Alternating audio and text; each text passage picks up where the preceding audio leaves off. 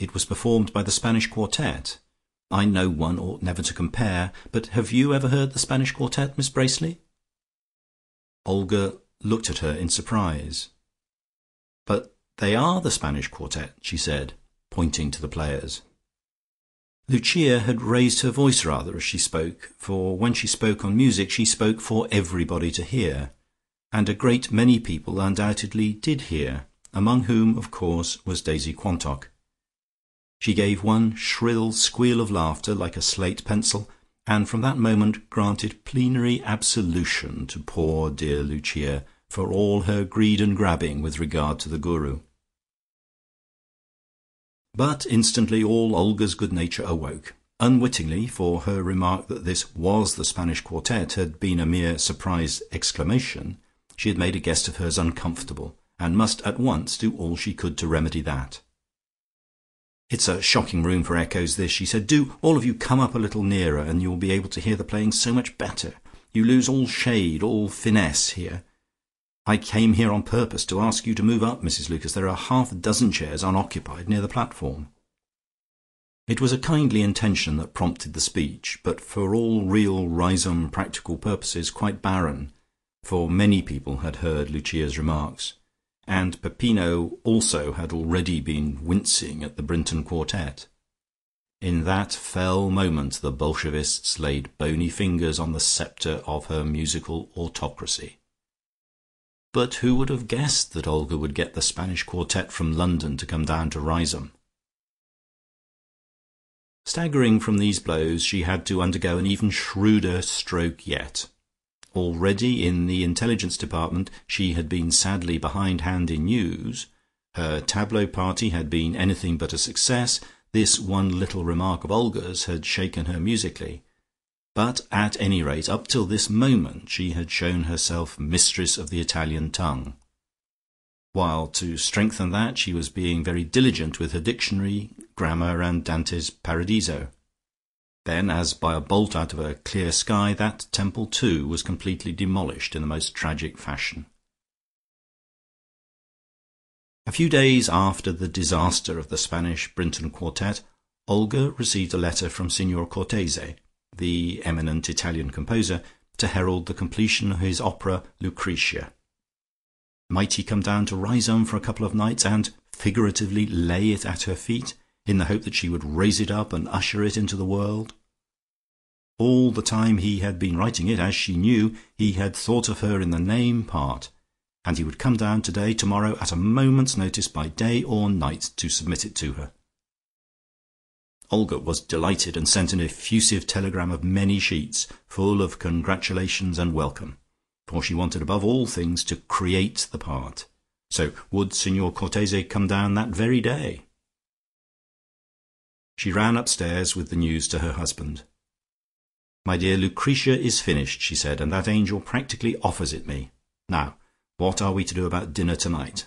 Jacob and Jane are coming, and neither you nor they, I suppose, speak one word of Italian, and you know that mine is firm and intelligible and operatic, but not conversational. What are we to do? He hates talking English. Oh, I know, if I can only get Mrs Lucas. They always talk Italian, I believe, at home.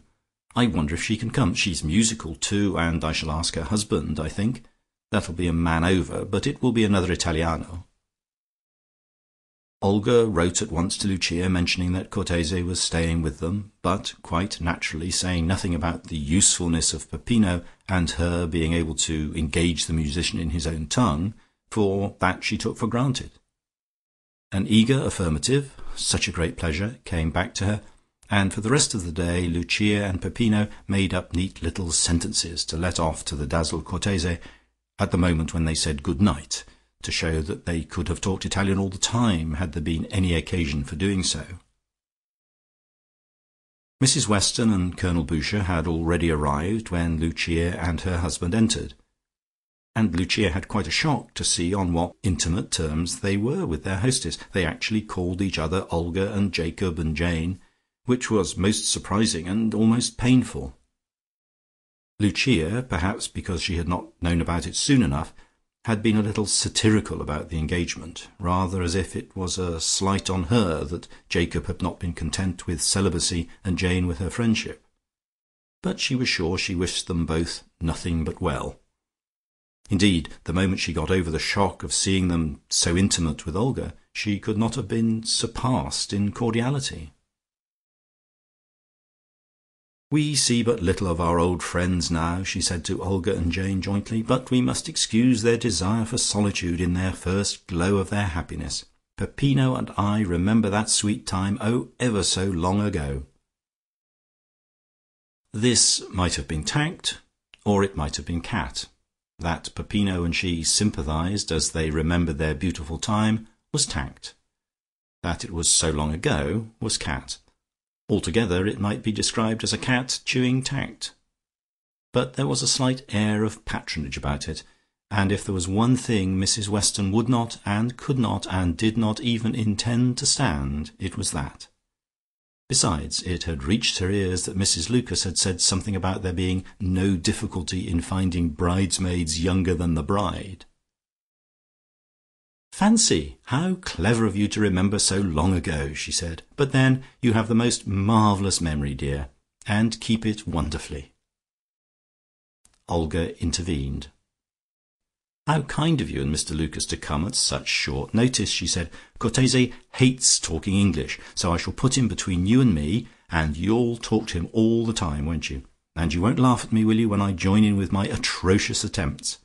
And I shall buttress myself on the other side with your husband, who will firmly talk across me to him." Lucia had to say something. A further exposure was at hand, quite inevitably. It was no use for her and Peppino to recollect a previous engagement. "Oh, my Italian is terribly rusty," she said, knowing that Mrs. Weston's eye was on her. Why had she not sent Mrs. Weston a handsome wedding present that morning?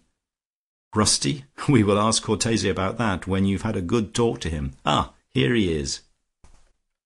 Cortese came into the room, florid and loquacious, pouring out a stream of apology for his lateness to Olga, none of which was the least intelligible to Lucia. She guessed what he was saying, and next moment Olga, who apparently understood him perfectly, and told him with an enviable fluency that he was not late at all, was introducing him to her, and explaining that La Signora, Lucia understood this, and her husband talked Italian. She did not need to reply to some torrent of amiable words from him, addressed to her, for he was taken on and introduced to Mrs. Weston and the Colonel. But he instantly whirled round to her again, and asked her something. Not knowing the least what he meant, she replied, "Sì, tante grazie." He looked puzzled for a moment, and then repeated his question in English. "In what district of Italy have you voyaged most?" Lucia understood that. So did Mrs. Weston, and Lucia pulled herself together. "In Rome," she said. "Che bella città! Adoro Roma. E al mio marito. Non è vero, Peppino?" Peppino cordially assented. The familiar ring of this fine, intelligible Italian restored his confidence, and he asked Cortese whether he was not very fond of music. Dinner seemed interminable to Lucia. She kept a watchful eye on Cortese, and if she saw he was about to speak to her, she turned hastily to Colonel Boucher, who sat on her other side, and asked him something about his cari cani, which she translated to him.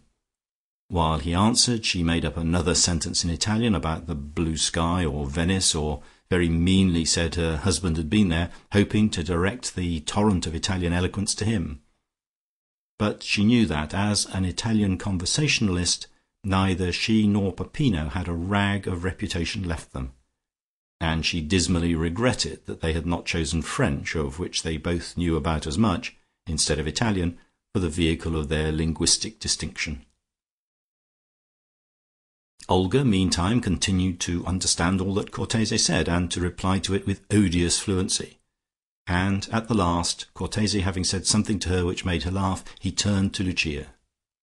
"I've said to Mrs. Shuttleworth," and he proceeded to explain his joke in English. "Molto bene," said Lucia with a dying flicker. "Molto divertente, non è vero, Peppino?" "Sì, sì," said Peppino miserably. And then the final disgrace came, and it was something of a relief to have it over. Cortese, in excellent spirits with his dinner and his wine,